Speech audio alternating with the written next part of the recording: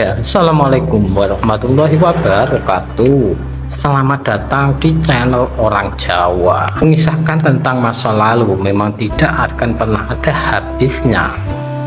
Di video kali ini kita akan membahas tentang siasat atau taktik nasi liwet yang bikin Pangeran Singosari kalah dan ditangkap oleh VOC Belanda. Ya, kepala Pangeran Singosari dan putranya dibanderol kolonial Belanda $1.000 Spanyol, jumlah yang menggiurkan bagi para antek kaki tangan VOC Belanda. Pangeran Singosari merupakan putra Amangkurat keempat. Dia tidak menginginkan perjanjian Giyanti. Ia menolak pembelahan kerajaan Mataram yang diinisiasi oleh kolonial Belanda dengan mengajak putranya yakni Raden Mas. Pangeran Singosari memilih keluar istana dan bergabung dengan Untung Suropati di Malang.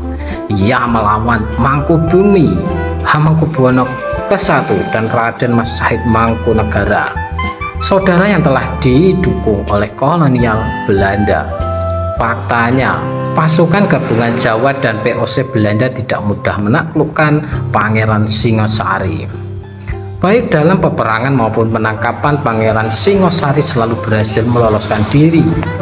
Sultan Hamengkubuwono pertama kemudian mengirim utusan ke Pondok Pesantren Tegalsari, Ponorogo untuk menemui Kiai Ageng Muhammad Babusari.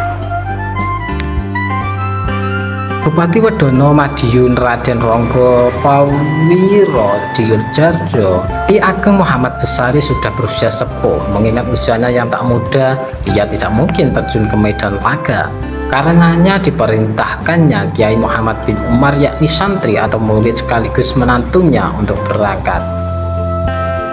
Di tepi sungai Berantas yang berdekatan dengan perbatasan wilayah Pangeran Singosari, perkemahan untuk beristirahat didirikan.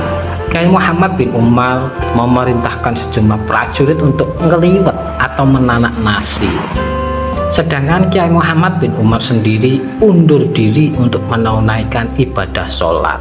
Situasi itu membuat beberapa prajurit menggerutu dan berceloteh. Mereka melihat sasaran sudah dekat, namun kenapa harus berhenti hanya untuk menanak nasi? Perang dengan kiai adanya ya, hanya menanak nasi, hanya memikirkan perut, padahal sudah dekat dengan tujuan. Dalam catatan antara Lawu dan Wilis disebutkan, celotehan itu didengar Kiai Muhammad bin Umar. Sontak ia meminta Raden Ronggo I untuk memerintahkan 40 orang yang terdiri dari prajurit dan santri turun ke medan perang.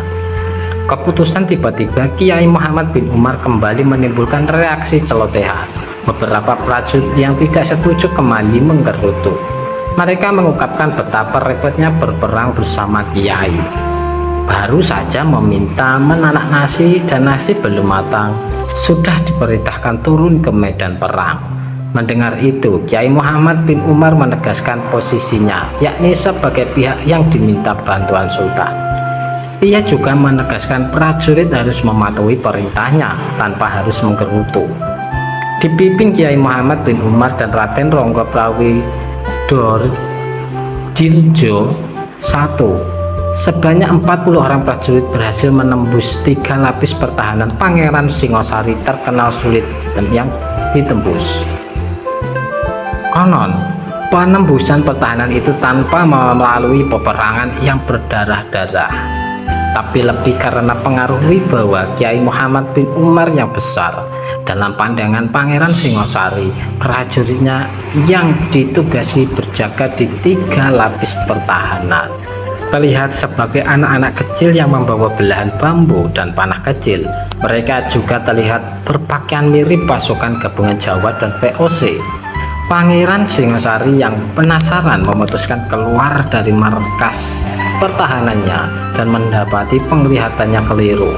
Konon, penembusan pertahanan tanpa melalui perang adalah pengejauhan tahan dari nasi liwet atau ngeliwet yang bermakna lewat, selamat, yang sebelumnya diperintahkan Kiai Muhammad bin Umar kepada prajuritnya untuk menanak nasi.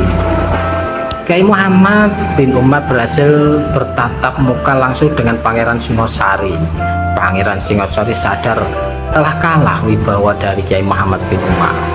Pada 16 Juli 1768, Pangeran Singosari menyerah dengan syarat tidak diborgol saat dibawa menghadap Sultan Hamengkubuwono pertama.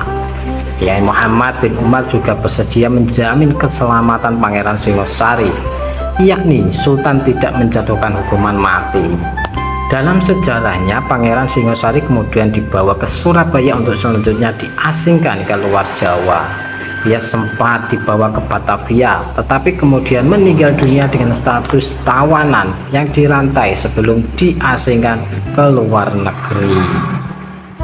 Nah, itulah sedikit kisah atau cerita tentang taktik nasi liwet yang bikin Pangeran Singosari kalah dan ditangkap oleh VOC Belanda. Ya, semoga informasi ini dapat menambah wawasan dan pengetahuan kita. Semoga bermanfaat. Matur nuwun.